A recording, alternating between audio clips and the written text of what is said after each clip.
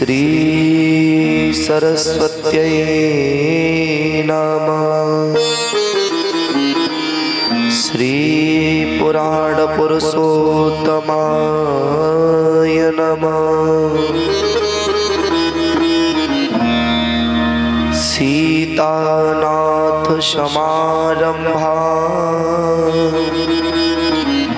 श्रीरामानंदार्य मध्यमा अस्मदाचार्य पर्यन्ता वन्दे श्री गुरु परंपरा। लोकाविरामं रणरङ्गधीरं राजीवनेत्रं रघुवंशनाथं कारुण्यरूपं करुणाकरन्तं श्रीरामचन्द्रं शरणं प्रपद्ये। आई हनुमान जी विराजी कथा करो मति अनुसार। प्रेम सहित आसन धरो विराजो पवन कुमार। तुम काली तू ही कालिका माँ तुम कालों का काल। कंठ मेरे अब बैठ माँ तो मेरी सारखवा।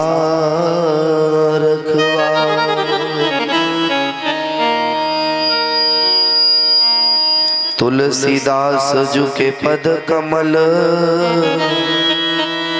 बारंबार मनाओ। गुण गावऊं सिया राम के हनुमत हो सहाय। मोर मुकुट कटकांचनी और वैजयंती माल। सो मानिक मोरे मन बसो सदा बिहारी लाल। भक्ति भक्त भगवंत गुरु चतुर नाम बपु एक। इनके पद बंधन करूं नासत विघ्न अनंत। परम मंगलमय परात्पर अकारण करुणा बरौड़ाले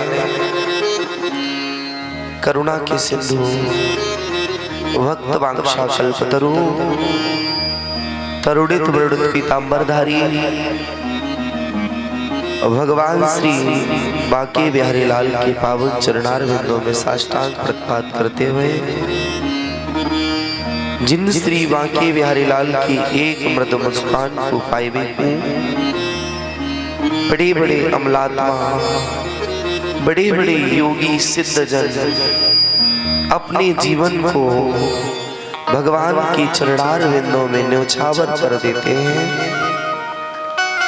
ऐसे परम करुणा के सिंधु श्री बांके बिहारी लाल को मेरा साष्टांग प्रणिपात करते हुए परम पूज्य प्रातःस्मरणीय पूज्य माता पिता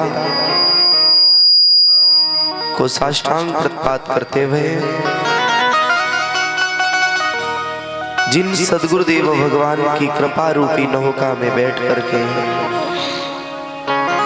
दास एक नाम का पतवार लेकर के भागवत रूपी अथाह सागर में प्रवेश कर रहे हो, ऐसे पूज्य सद्गुरुदेव भगवान के पावन चरणारविंदों में साष्टांग प्रणिपात करते हुए पूज्य सद्गुरुदेव भगवान की भावमय उपस्थिति गुरुदेव को साष्टांग प्रणपात करते हैं। तत्पश्चात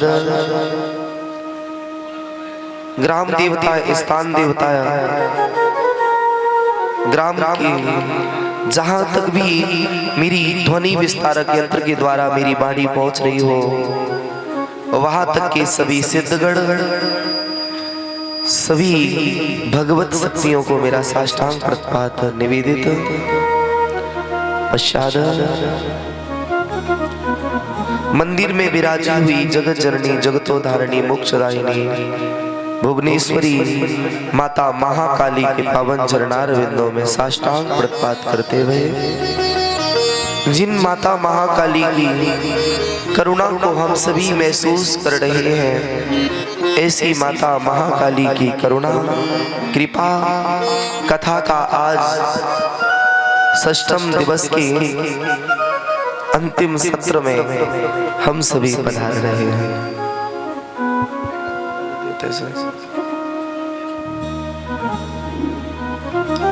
सबको प्रणाम। श्रीधाम वृंदावन से पधारे हुए पूज्य आचार्य चरण,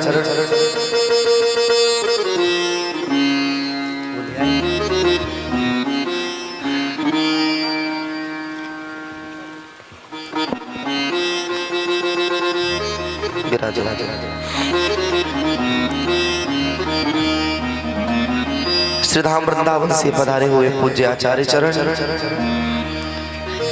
कथा के विविध यंत्रों के द्वारा कथा को सुलभ एवं रसमयी बनाए वाले संगीतज्ञ सभी बंधुगण एवं गुरुजन, आप सबको साष्टांग प्रणपात करते हुए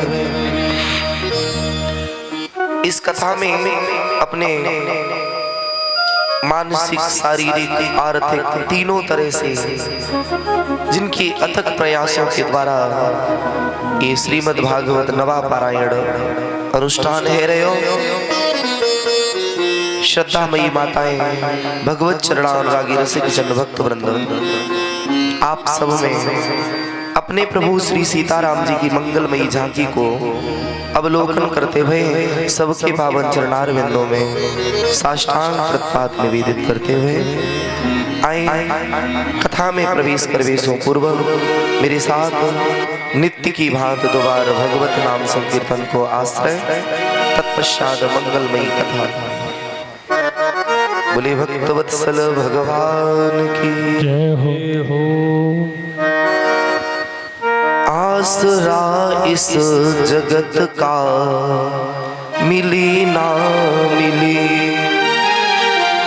आसरा इस जगत का मिली ना मिली, मुझे तेरा सहारा सदा चाहिए, आसरा इस जगत का मिली ना मिली, आसरा इस जगत का मिले ना मिले, मुझे तेरा सहारा सदा चाहिए, आसरा इस जगत का मिले ना मिले। चाँद तारे पलक में दिखे ना दिखे, चाँद तारे पलक में दिखे ना दिखे, मुझे तेरा तरस तो सदा चाहिए, चाँद तारे पलक पे दिखे ना दिखे, चाँद तारे पलक पर दिखे ना दिखे, मुझे तेरा सहारा सदा चाहिए, हरि आसरा इस जगत का मिले ना मिले। मीठी मीठी तालियों के साथ जय जय हरि बोल।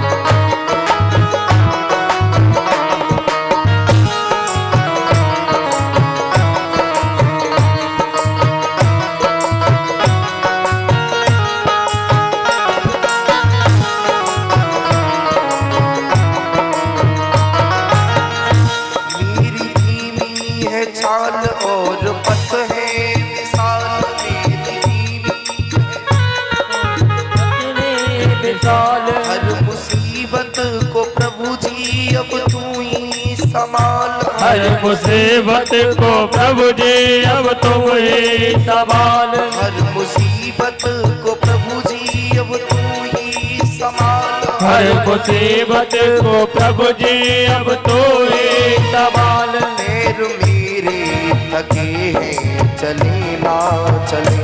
पैर मेरे अकेले चले ना चले। पैर मेरे थके हैं चले ना चले। पैर मेरे थके हैं चले ना चले। मेरे दिल में इशारा तेरा चाहिए। आप रात जगत का मिले ना मिले, मुझे तेरा सहारा सदा चाहिए। आप रात जगत का मिले ना मिले।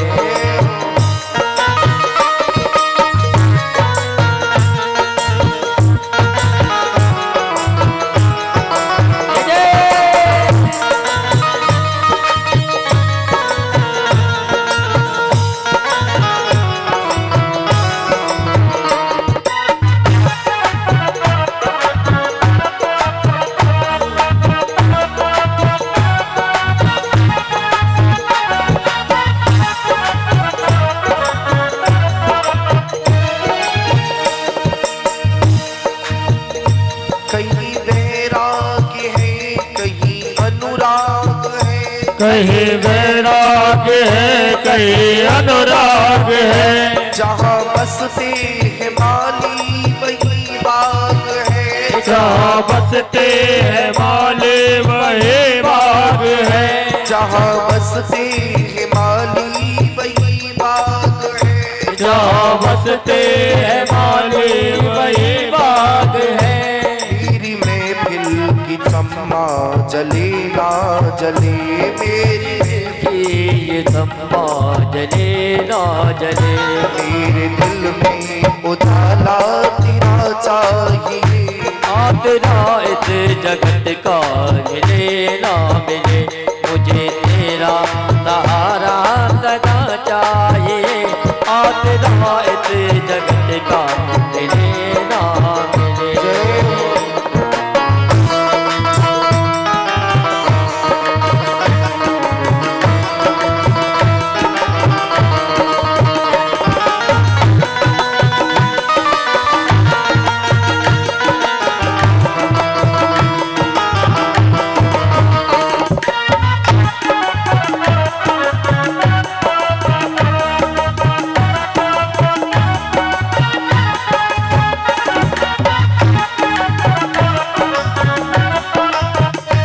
आसरा इस जगत का मिले ना मिले, मुझे तेरा सहारा सदा चाहिए। आसरा इस जगत का मिले ना मिले, मुझे तेरा सहारा सदा चाहिए। आसरा इस जगत का मिले ना मिले, आसरा इस जगत का मिले ना मिले, आसरा इस जगत का मिले ना मिले। बोलिए सद्गुरुदेव भगवान की जय हो, जगत जननी काली मैया जय हो। और महाराज आज की कथा के प्रारंभ में ही किसनी से चल करके हम सभी के मध्य में माता रानी की असीम अनुकंपा जिनके ऊपर है, ये हमारे निज जन पधारे कर कृपा। विशेष कृपा भैया की, जिसमें हमारे प्रिय भाई अंकित भैया जी एवं अंशु भैया जी कर कृपा पधारे। इन भाइयों का बड़ा इसलिए दास के ऊपर है। मैं सिर्फ माता महाकाली से इतनी प्रार्थना करूंगा कि हे माता महाकाली ऐसे भाइयों के ऊपर निरंतर कृपा बनाए रखे, ताकि जीवन में इनके कर यूं ही धर्म के कार्यों में अग्रसर बने रहे और इन दोनों भाइयों से हमारा आज से रिश्ता नहीं है। 2011 से भाइयों से रिश्ता है। मैं तो माता महाकाली से अपनी व्यास गति से यही प्रार्थना करूंगा, हे माँ ऐसे भाइयों से रिश्ता जन्म जन्म तक चलता रहे, ऐसी कामना माता महाकाली के चरणों में निरंतर रखूंगा। और महाराज विशेष करुणा कि किसनी से चल करके हमारे, बस ठीक है, ये वो जन है जिन्होंने इस दास को शुरुआत से पाला है। विशेष कृपा माता महाकाली की कि आज किसनी वालों की कृपा हो गई। इधर भी किसनी वाले पधारे और इधर भी किसनी वाले पधारे। एक बार जोरदार करतल ध्वनि से आपके नगर में इन सभी का विशेष स्वागत। मेरी व्यास गति आप सबको हृदय से साधुवाद और आपके पावन चरणार बिंदों में साष्टांग प्रणपात करके निवेदित। माता महाकाली की करुणा निरंतर बरसती रहे हम सभी के ऊपर, ऐसी कामना हम माता महाकाली के चरणों में करेंगे। आए बंधुओं कथा प्रसंग की ओर। मध्याह्न काल के सत्र में हम सभी कथा को श्रवण कर रहे थे। हमारी लाला जब ब्रज में आए तो ब्रज में नित्य नई लीलाएं कर रहे हैं। और देखो बंधुओं, जो हमारे ठाकुर जी है ना, जब तक वृंदावन में रहे एक भी दिन ऐसो नाय भयो जा दिन वृंदावन में कोई नृत्य ऐसो कीड़ा ना करी होए भगवान ने जिसको लोग याद ना करें। हम लोग राम कृष्ण की पूजा करते हैं और तनिक सा संकट आने पर राम कृष्ण को ही दोषी ठहरा देते हैं। थोड़ी पूजा करी और कोई संकट आ गया तो कहते हैं कि परमात्मा ने हमारी नहीं सुनी। जरा सी परेशानी आ गई तो परमात्मा को भूलने लगते हैं। बंधुओं, वो परमात्मा विचार करके देखो, हमारे श्री ठाकुर जी जो जगत के बंधनों को काटने वाले हैं, इन प्रभु का जन्म कहाँ हुआ? बोले कारागृह में जन्म हुआ। कहाँ जन्म हुआ? कारागृह में। कारागृह में जीव कब जाता है? जब कोई अपराध करेगा तब कारागृह में जाएगा। और मेरा परमात्मा कारागृह में जन्म लेता है और उसके बाद 6 दिन के हुए उसी समय पूतना पधार गई। विचार करो, 6 दिन के समय में परमात्मा ने पूतना को उद्धार करो। 27 दिन के है गए तो सक्टासुर आए गए। 1 महीने के भय तृणाव्रत आए गए। मेरे कृष्ण के जीवन को आप प्यारे देखेंगे ना तो एक भी दिन मेरे ठाकुर जी चैन से बैठ नहीं सकते। पूरी कृष्ण कथा को आप श्रवण करेंगे, एक भी दिन कोई ऐसा बता दे जिसमें कन्हैया प्रेम से बैठे हो। और हम लोगों को जरा सा संकट आ जाए तो हम लोग परमात्मा को दोषी ठहराए हुए लगेंगे। लेकिन इसमें परमात्मा का कोई दोष नहीं है। हमारे जो कर्म है वो हमें सुख या दुख प्रदान करते हैं। आचार्य संत कहते हैं कि लाला जिस समय एक दिन का भयो कि वृंदावन में कन्हैया ने माखन चोरी लीला करी। और माखन चोरी लीला है क्या वास्तव में? जिस समय हमारे राम जी मिथिला नगरी में गए ना तो राम जी को देख करके मिथिला नगरी की जो सुकुमारी कन्या है जिनकी शादी है गई है वो तो कहती हैं अगर ऐसे पति मिल जाते तो मेरा जीवन धन्य है जावे। और जिनकी शादी नहीं हुई है वो कह रही हैं ऐसे पति मुझे मिल जाता।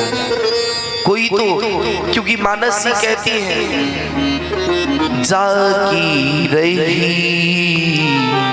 भावना जैसी, जाकी रही भावना जैसी, जाकी रही भावना जैसी, जाके भावना जैसी प्रभु मूरति देखी न तैसी। प्रभु मूरति देखी न तैसी प्रभु मूरति देखी न तैसी। श्री राम जय राम जय जय राम। श्री राम जय राम जय जय राम। जाकी रही भावना जैसी प्रभु मूरति देखी तिन तैसी। परमात्मा जंगल में गए तो बड़े बड़े अमलात्मा संत जिनको जीवन है गयो, जिन्होंने अन्न छोड़ दयो, कोई घास को पा करके रह रहे, कोई फलाहार पा करके रह रहे। और जब राम जी आए ना तो बंधु राम जी को देख करके मन में आया, बोले प्रभु के चरण तो हमने स्पर्श कर लिए, मुझे अगर प्रभु के कपोल स्पर्श करने को मिल जावे तो जीवन धन्य है जावे। और मेरे राम जी इतने संकोची हैं कि राम जी ने सोचा अभी तो मैं मर्यादा पुरुषोत्तम हूं, तुम सभी संत चिंता नहीं करियो, तुम सभी वृंदावन में गोपी बन करके प्रकट है जाओ। और जब तुम गोपी बन जाओगे ना तो उस समय आप मेरे कपोलों को भी स्पर्श करियो, मेरे गालन पे गुलचौं लगा दियो और मैं ते यहाँ कामों कर भी आ जाए करूंगा। ये जितने संत हैं बड़े बड़े अमलात्मा संत गोपी बन करके प्रकट हुए। वेद की जो कर्म कांड की ऋचाएं हैं, ये सभी ऋचाएं गोपी बनकर के प्रकट हुए वृंदावन। और बंधुओं यहाँ तक बड़े बड़े देवता भी गोपी बनकर के आए। और वृंदावन में जिस समय आए गोकुल में बड़ी व्यवस्था, और हमारे ब्रज की एक परंपरा है, आज भी ब्रज में किसी भी महताई के द्वार पे चले जाइयो और कितनी भी निठुर मैया होए, एक बार कहती हो मैया जलपान करा दो, और मैया कहवे सो माँ के हृदय को वात्सल्य उमड़ के ऊपर आ जाए। कितनी भी निठुर मैया होए, एक बार कह के देखियो बोले मैया जल पीनो है तो मैया तुम्हें जल पिला देगी। कहीं इतनी करुणा नहीं है जितनी हमारे व्रज में करुणा है। और ठाकुर जी सबसे ज्यादा रीझते हैं तो भोलेपन पर रीझ जाते हैं। वेद वेदांगों के लिए भगवान बहुत कठिन है बंधुओं। तुम वेद मार्ग पर चलोगे तो बड़े कष्ट झेलने पड़ेंगे तब परमात्मा मिलेगा, लेकिन तुम अगर भक्ति करोगे तो तुम्हें परमात्मा सहज मिल जाएगा। क्योंकि भक्तों के यहाँ ज्यादा नियम नहीं होते। एक बार भक्त में और ज्ञानी में बहस है गई। ज्ञानी ने कहा बोले मैं श्रेष्ठ हूं, क्योंकि ज्ञानी कहता है मुझ में और परमात्मा में कोई फर्क नहीं है, ज्ञानी यही दृष्टि होती है। और जो भक्त होता है ना वो सांझ सुबह रात्रि जब टाइम मिलेगा अपने भगवान के सामने बैठेगा। और बंधुओं एक बात मैं आपसे कह दूं, जितना समय आपको मिले उतना समय कम से कम जगत में जाओ, और समय बचे ना तो अपने घर के ठाकुर जी के पास अवश्य में बैठो, भले ही 2 मिनट बैठो और अपने ठाकुर जी से अपने दिल की बात कहो। इस जगत से दिल की बातें कहोगे तो जगत सुनेगा और बाद में वो हंसेगा, लेकिन अगर तुमने कहीं जगदीश से अपने दिल की बात कही तो वो हंसने का मौका ही नहीं देगा, और वो तुम्हें इस योग्य बना देगा कि प्यारे कि तुम्हें फिर किसी के आगे कोई बात कहने की आवश्यकता नहीं पड़ेगी। और कभी भी हम सभी आरती करते हैं, सबके यहाँ आरती होती है ना, सब लोग करते हैं। भगवान की आरती कितने बार करनी चाहिए बताओ? कितने बार करनी चाहिए? 2 बार नहीं, वैसे नहीं 2 बार नहीं, वैसे तो जितने बार कर लो कमी है। क्योंकि हम अपने परमात्मा से दूरियां जितनी बनाएंगे, जैसे 2 बार करेंगे तो भगवान आएंगे, कहीं हम 3 बार करने लगे तो भगवान नहीं आएंगे। जब हम उससे नजदीकियां बनाएंगे तो वो क्या हमसे नजदीकियां नहीं बनाएगा, वो भी हमसे नजदीकियां बनाएगा। मेरा कहने का ये आशय नहीं है, मेरा आशय क्या है, भगवान की आरती कितनी बार उतारनी चाहिए। जैसे जला लेते ना आरती, तो कितने बार उतारनी चाहिए, कितने बार उतारनी चाहिए माताओं, बताओ भैया।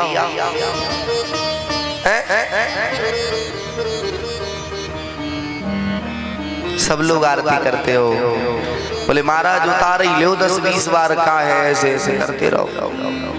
और आरती कभी भी महाराज कैसे करनी चाहिए, आरती में ओम आकृति आनी चाहिए, आनी चाहिए। यूं करके फिर यूं, तब यहाँ से घुमा के फिर ऊपर को ले जाओ, है ना। अब भगवान की आरती, क्योंकि हमारी जो भक्ति हो उसमें कुछ न कुछ तो नियम होने चाहिए। सब भगवानों की आरती है ना, कितने बार करनी चाहिए नहीं पता है तो हम बता ही देते हैं, 14 बार। कितने बार करनी चाहिए, 14 बार। अब 14 बार क्यों करनी चाहिए ये भी समझ लें। भगवान के चरणों की आरती 4 बार करनी चाहिए। जो चरण है ठाकुर जी के, उनकी 4 बार, क्योंकि एक चरण की 2 बार और दूसरे चरण की 2 बार, 4 बार होती है चरणों की, और 2 बार करनी चाहिए भगवान की नाभि की, उदर, और 1 बार ठाकुर जी की मुखमंडल की आरती उतारनी चाहिए। अब कितने हुए, 7, और 7 बार सर्वांगों की आरती उतारनी चाहिए, पूरे अंगों की। और जो जीव जलती हुई दीपक के लौह में अपने घर के विराजमान परमात्मा का दर्शन करता है, ऐसे जीव के अनंत जन्मों के पाप कटते हैं, ऐसा हमने सिद्ध संत जनों से सुना है। कभी आपने देखा होगा बिहारी जी में जब आरती होती है ना, तो वो यूं करके घुमाती, क्योंकि उसमें बड़ी बड़ी लौ लगती है ना बत्ती, तो वो यूं करके घुमाते रहते हैं, पहले चरणों से, फिर नाभि से, और फिर मुखमंडल से, फिर सर्वांग की आरती होती है। अब कितनी बार करोगी माताओं आज से, 14 बार गिन करके आरती करनी चाहिए। और 15 बार भी हो जाएगी तो नुकसान नहीं करेंगे वो। हाँ, अब कोई कहे बोले महाराज हम 2-4 आरती करें तो क्या 15 बार, नहीं, एक देव की एक आरती होगी तो उसकी तरफ 14 बार करके उन्हें शीतल सापी दिखा करके, अर्घा को दे करके, मंदिर में देखा होगा आपने एक छोटे से शंख में जल रख के फिर करे हो जाए, और वो जल कभी कभी हम सभी के ऊपर डाला जाता है। यहाँ भी नित्य आरती के बाद जब जल छोड़ा जाता है सभी के ऊपर छोड़ा जाता है ना। और दूसरी बात माताओं, अपने घर के ठाकुर जी को कभी भी, अब आजकल तो ठाकुर जी की ऐसी परंपरा बना ली, बोले माताएं घर से जाएंगी तो डलिया में ठाकुर जी रख लेंगी और ऐसे लटकाएं डोल रही, घंटा ऐसे ठाकुर जी जा रहे। अरे माताओं, तुम्हारे वो पुत्र का भाव रख लो, भाई का भाव रख लो, लेकिन हृदय में एक भाव हमेशा रखना कि ये परमात्मा है। पुत्र बन सकते हैं वो तुम्हारे, भाई भी बन सकते हैं, लेकिन एक सबसे बड़ा भाव है कि वो ब्रह्म है। हमने कई जगह देखा है कि माताएं कह देती, बोले घर में कोई नहीं तो हम ठाकुर जी को भी ले आए। बोले कहाँ? बोले हम दोपहर में खाने जा रहे तो ठाकुर जी खाएंगे। लटका लटका के डोल रहे, टिक्की समोसा खिला रहे ठाकुर जी को। निवेदन है, अगर ऐसी गलती आप लोग कर रहे हो नहीं करना। घर में विराजे ठाकुर जी, आप जा रहे हो उनसे प्रणाम करो, ठाकुर जी मैं इतनी देर के लिए जा रहा हूँ, आप साथ में चलो, तो वो ब्रह्म तुम्हारे साथ में चलेगा। और जब वहां से चलो तो मन में भाव बनाओ, ठाकुर जी आप चलो मेरे यहाँ से, तब ठाकुर जी आएंगे। ऐसा नहीं कर देना कि आप यहाँ से कह दो, बोले जल्दी जल्दी में चलो ठाकुर जी, और वहाँ रस गुलाब जामुन के चक्कर में, चाशनी के चक्कर में ठाकुर जी को गेस्ट हाउस में छोड़ दो। और तुम यहाँ आ जाओ घर, और वो बेचारे रात भर वहीं डोलते रहे।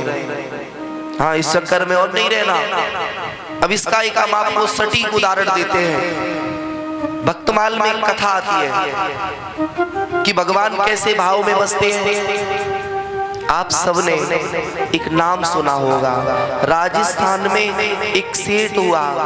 पहले सेठ नहीं था, पहले तो नॉर्मल था। वक्त धना जाट। क्या नाम था? धन्ना जाट। जाट के घर में उत्पत्ति भई।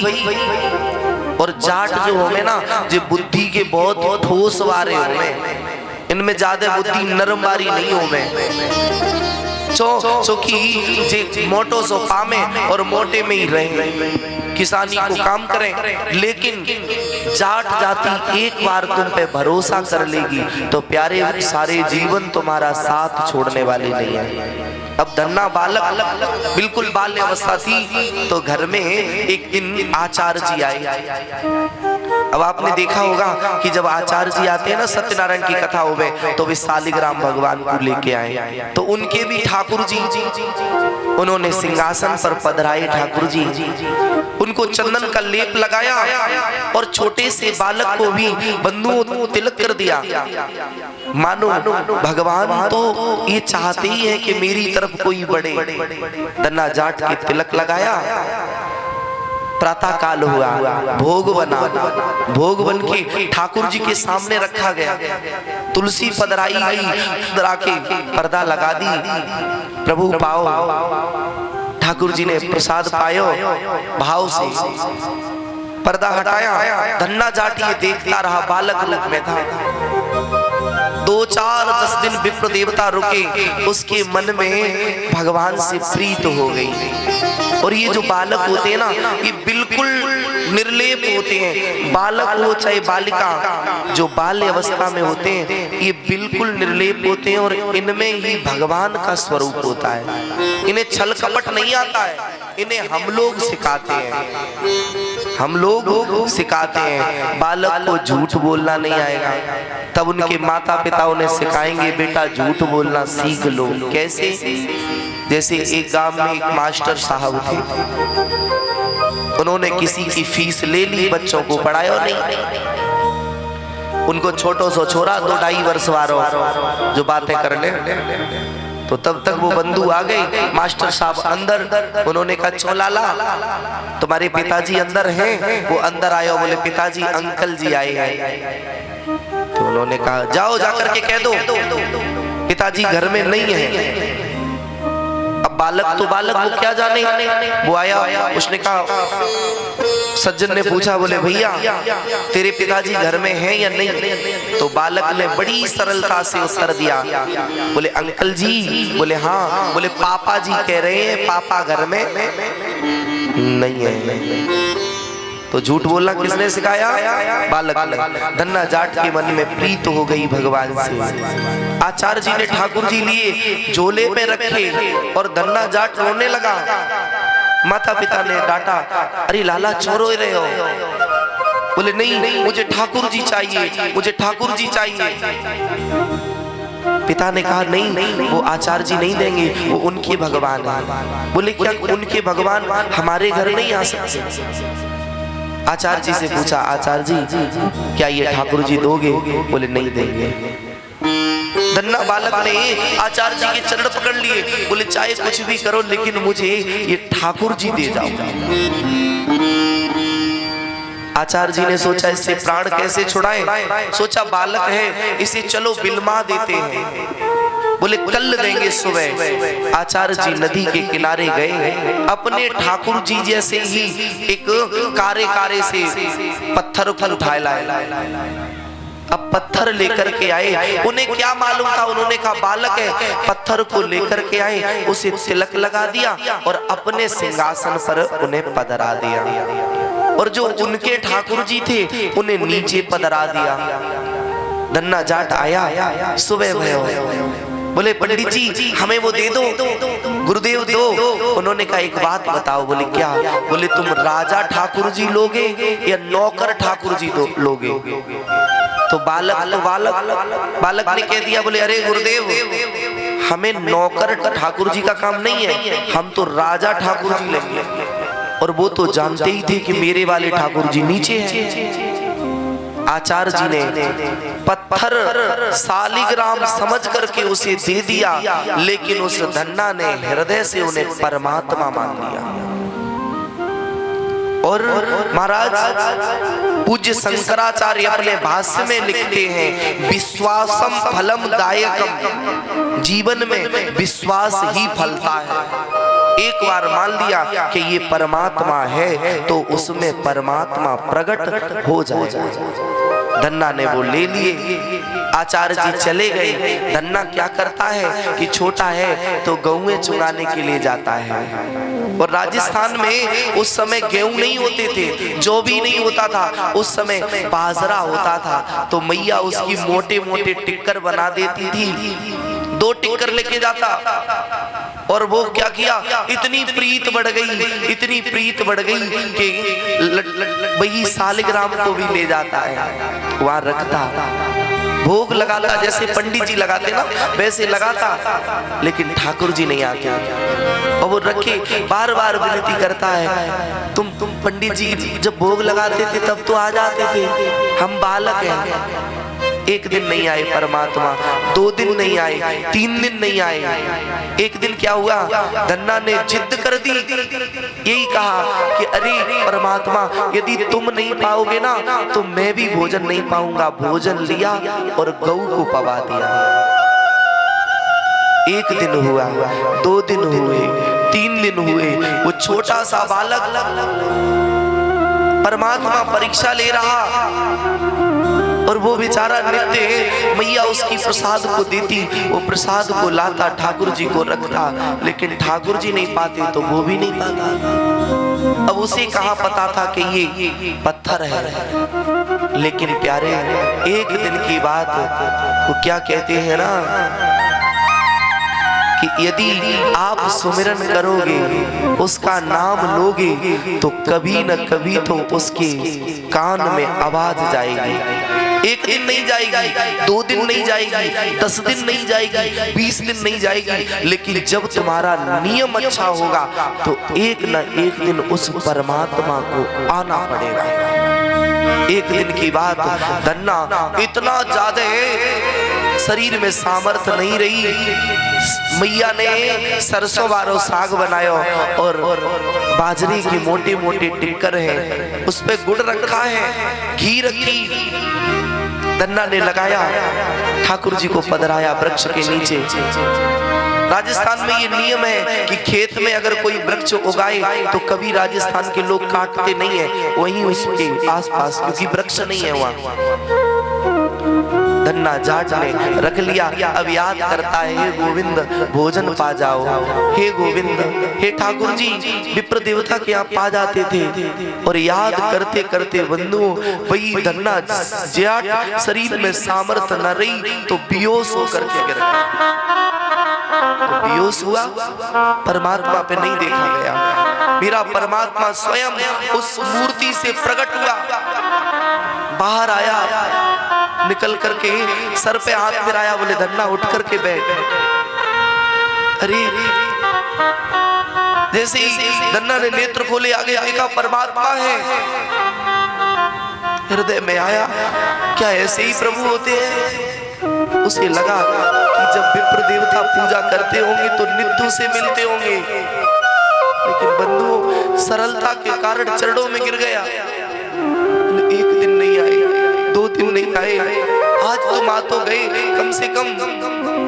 भगवान ने कहा, अरे धन्ना तू बात ही कर तो रहेगा का, मुखु तू बाजरा के टिक्कर पवावेगो कि नहीं पवावेगो?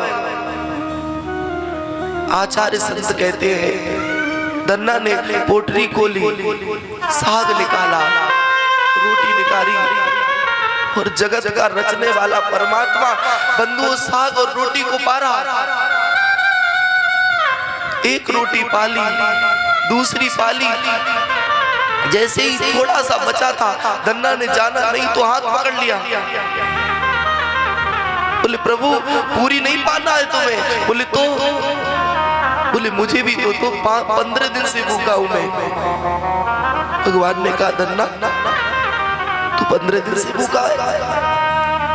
तुम्हें नहीं पता मैं 15 दिन से भूखा हूं यहाँ, नित्य आता हूं, मैया भोजन दे देती, आप पवाते नहीं। भगवान ने धन्ना को अपने हाथ से पवाया। विचार करके देखो बंधुओं, जो जगत को रचने वाला परमात्मा एक भक्त को अपने हाथ से पवाया। धन्ना ने प्रभु के हाथ से प्रसाद पाकर के ऐसा लगा कि मानो जीवन में अब कुछ शेष नहीं बचा। घर आया, घर पर किसी को नहीं बताया। अब तो प्रभु नित्य काम करते हैं, उसकी गैया कहीं दूर चली जाती हैं, धन्ना लेट जाता है और भगवान गऊओं को चुंगा करके लाते हैं। समय की गति है। एक दिन बड़ा हुआ, आचार्य जी आए, आचार्य जी ने देखा, धन्ना से कहा, उसके पिता से पूछा, बोले पिता तेरे पुत्र की भक्ति चल रही है या बंद है गई? मेरे प्यारे बंधु, पिता ने कहा पता नहीं, उस पत्थर को वो अलग ही नहीं करता अपने से, उसका इतना मन उस पत्थर में लग गया। आचार्य जी ने पूछा, बोले बेटा तेरे भगवान कहाँ हैं? उसने कहा अरे गुरुजी थोड़ी देर बैठो, मेरे भगवान अभी गऊओं को मारने के लिए गए हैं। विप्र ने कहा क्या वो परमात्मा गऊओं को मारने जा सकता है इस कलयुग में? उसने कहा तो तुमने उन्हें रखा कहाँ है? क्या पाते हैं तुम्हारे भगवान? धन्ना ने कहा पाएंगे का, मेरे पास कुछ स्पेशल तो रखे हो नायने, बाजरा के टिक्कर पामे और सरसों वारो साग पामे, और का यहाँ रखे हो? आचार्य के मन में आया कि ऐसा तो कभी नहीं हो सकता। हमने जीवन भर भगवान को मेवे पवाए, हमने जीवन भर भगवान को फल पवाए, कभी मोहन भोग, कभी राज भोग, तमाम चीजों का भोग लगाया, लेकिन इस धन्ना के यहाँ क्या रोटी पाने के लिए भगवान आते हैं? मेरे प्यारे, धन्ना बैठा और भगवान आ भी गए। बोले लो आ गए भगवान।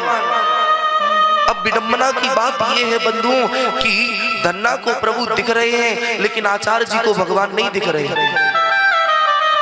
धन्ना ने, आचार्य जी ने पूछा कहाँ है प्रभु? धन्ना ने कहा अरे तुम्हें नहीं पता, ये सामने विराजे हुए हैं।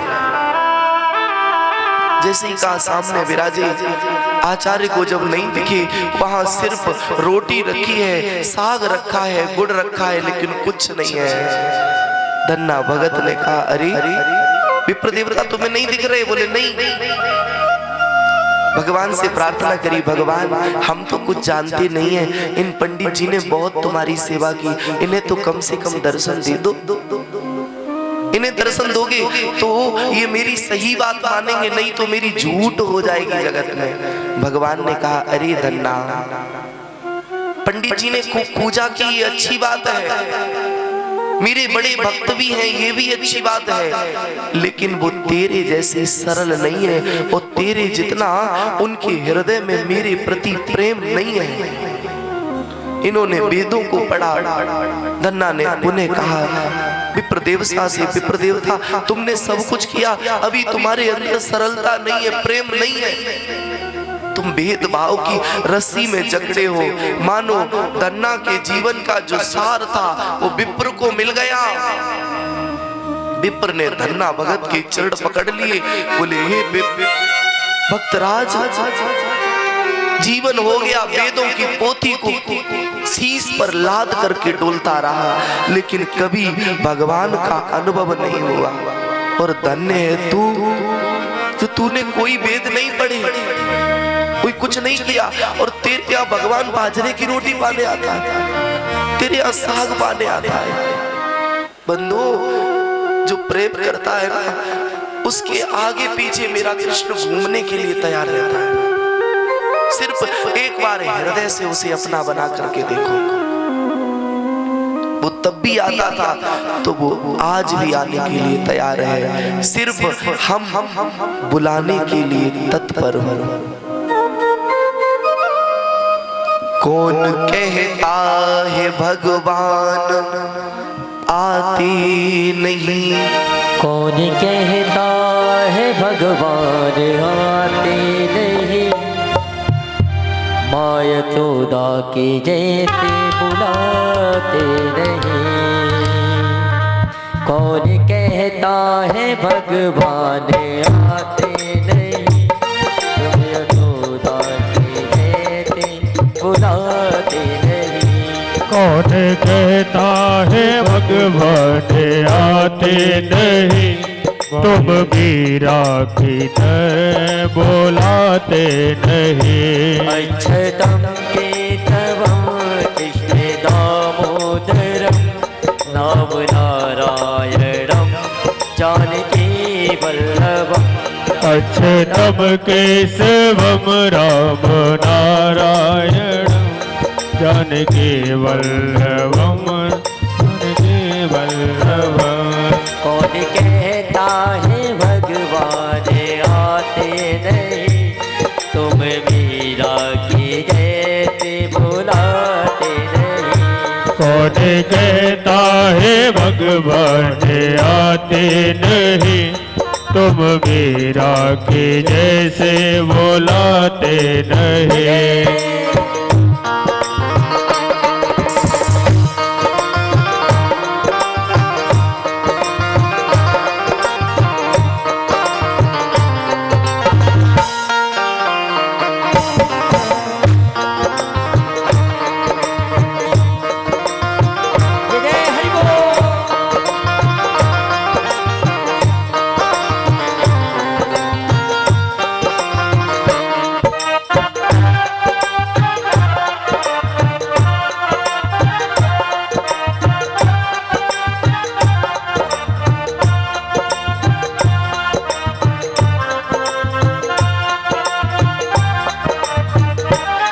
कौन कहता है भगवान खाते नहीं, कौन कहता है भगवान खाते नहीं। कौन कहता है भगवान खाते नहीं। कौन भगता है भगवान खाते नहीं। वीर तिवरी के जैसे खिलाते नहीं। फिर शिवरी के जैसे खिलाते नहीं। अक्षतम केशवम कृष्ण दामोदरम। अक्षतम तम केशवम कृष्ण दामोदरम। राम नारायणम जानकी वल्लभम। राम नारायणम जानकी वल्लभम।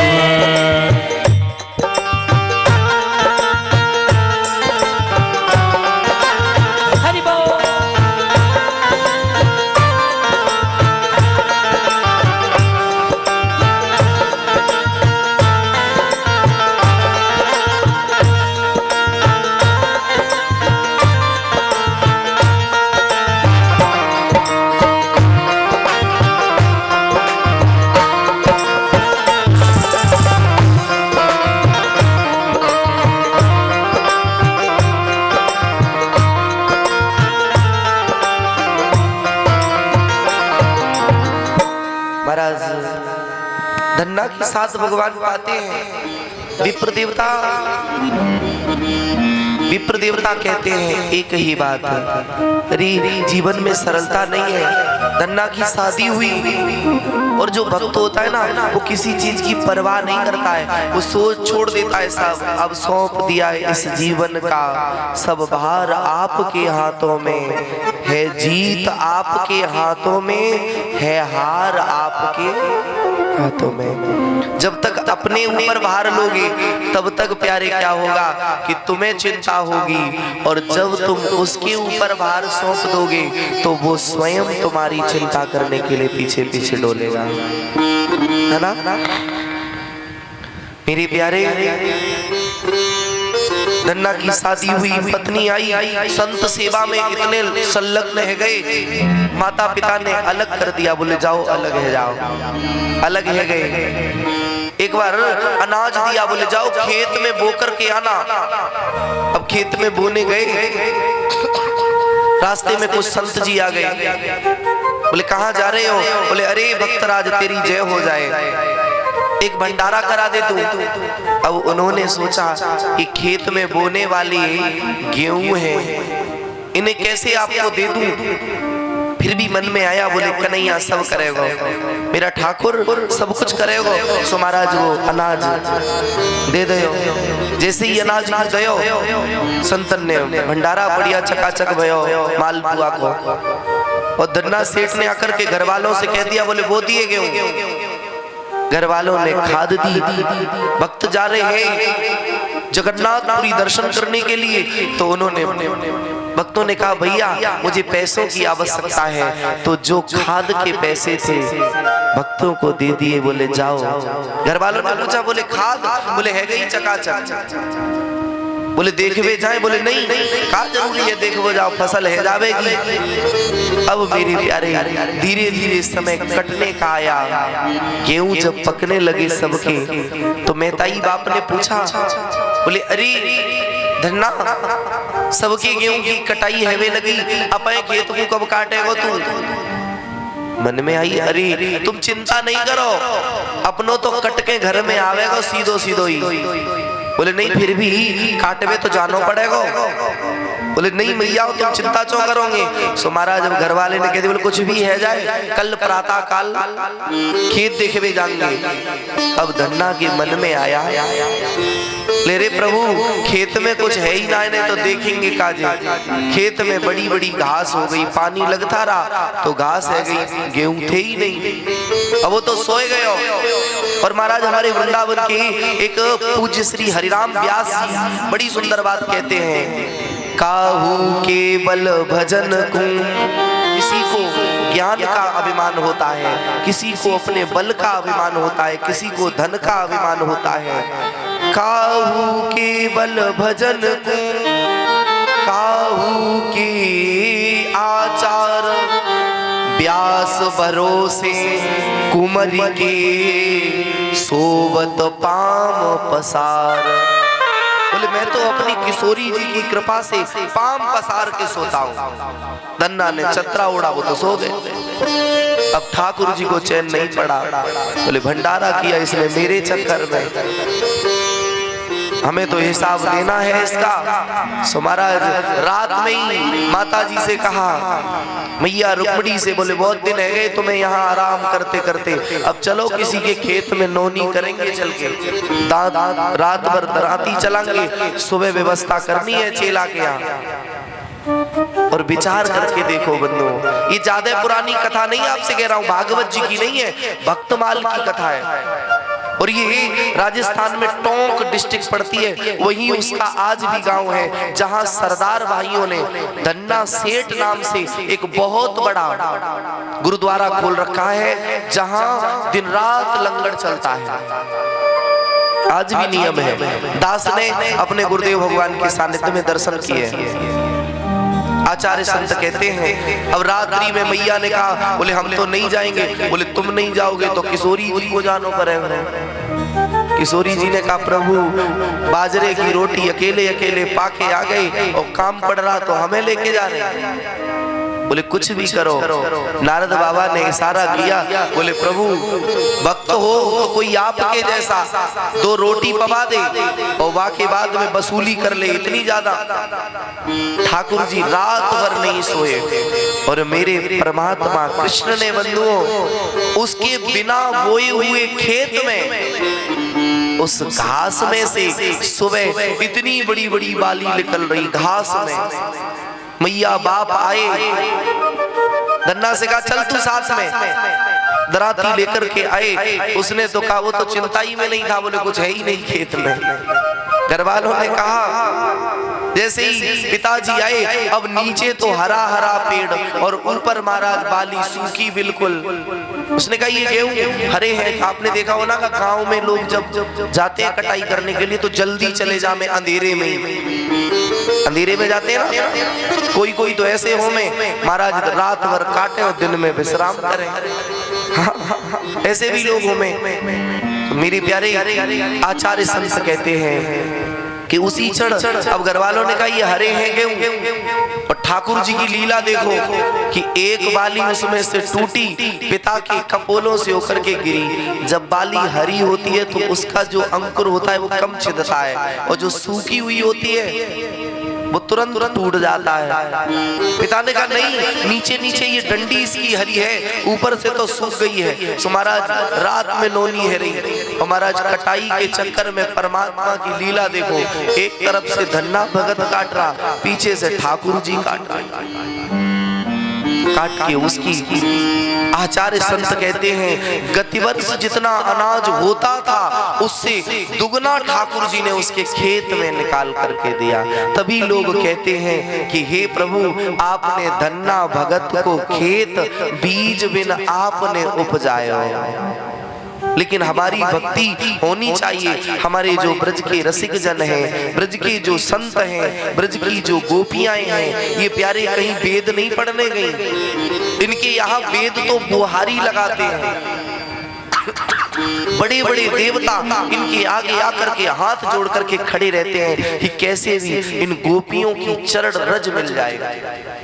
आज बड़े बड़े संत जो ज्ञान के मार्ग के प्रकांड विद्वान हुआ करते हैं, वो प्यारे वृंदावन की गलियों में ऐसे घूमते हैं कि जैसे ये पागल हो गए हुए। आए हम सभी अपने मन को वृंदावन की गलियों की तरफ लेके चलें। अब हम एक निवेदन कर दें 2 मिनट। वैसे इतनी सुंदर आप लोगों ने व्यवस्था गलत कराई। जब भैया लोगों को रोडई पे बैठना था तो फिर जब व्यवस्था ही बेकार है। अब देखो हमारी माताएं बैठी हैं, कितना सुंदर लग रहा है, तो आप लोग रोड पे घूम रही हैं। ऐसा नहीं है कि आपकी संख्या कम है, संख्या कम नहीं है, लेकिन तुम लोग रोड पे घूम रही। और माता जी का देखो संगठन कितना सुंदर, पूरे पंडाल में सुंदर लग रही हैं, विराजी हैं। जो भाई रोड पर बैठे हैं उनसे निवेदन है कृपा करके पंडाल में बैठे, भगवान की कथा रेंज में सुनो। हाँ पता है तुम तमाकू वहां बैठ के खाओगे तो यूं खाए लो, कोई दिक्कत ना है। बोले भक्त वत्सल भगवान की जय हो, बाकी बिहारी लाल की जय हो। मैं तो वृंदावन को जाऊं सकी, मेरे नैना लगे बिहारी सो। मैं तो वृंदावन को जाऊं सकी, मेरे नैना लगे बिहारी सो।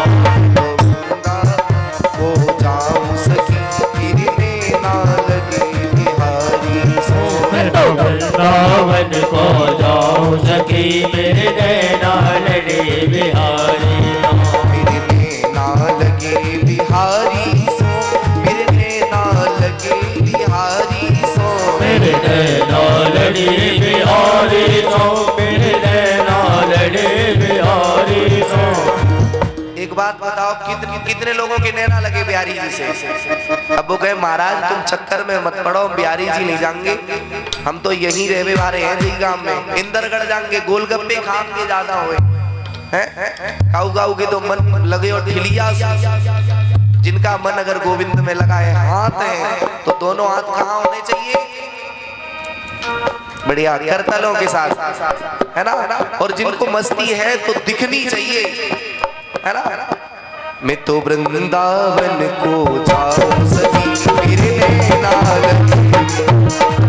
मैं तो वृंदावन को जाऊं सकी, मेरे नैना लगे बिहारी सो। मेरे नैना लगे बिहारी सो, मेरे नैना लगे बिहारी सो, मेरे नैना लगे बिहारी सो, मेरे नैना लगे बिहारी सो।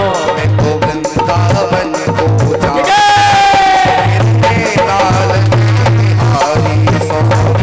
वृंदावन को जाऊं सकी, मेरे नैना लगे बिहारी। हरि बोल।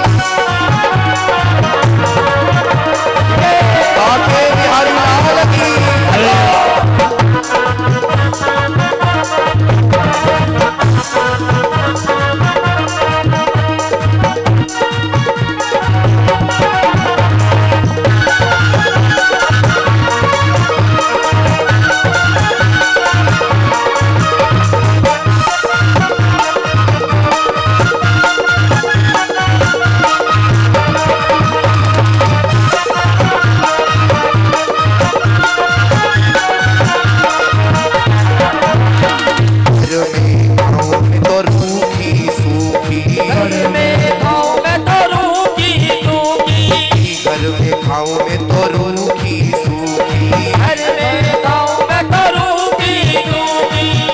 मुख माखन मिले बिहारी सो मैं वृंदावन जाऊं। मोहे माखन मिले बिहारी तो मैं वृंदावन को जाऊं। मैं वृंदावन को जाऊं सखी, मैं वृंदावन जाऊं। मैं वृंदावन जाऊं सगेरे, मैं वृंदावन जाऊं। मैं तो वृंदावन को जाऊं सखी, मेरे नैना लगे बिहारी शो। मैं तो वृंदावन को जाऊं सखी, मेरे नैना लगे बिहारी को।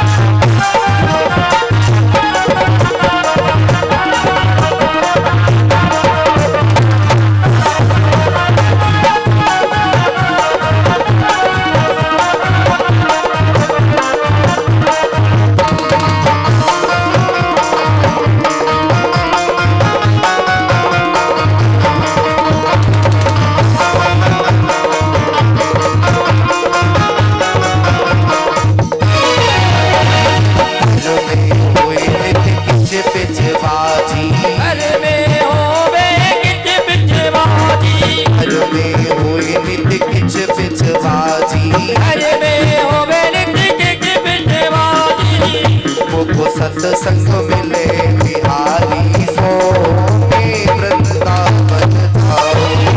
मोहे सत्संग मिले बिहारी तो मैं वृंदावन जाऊं।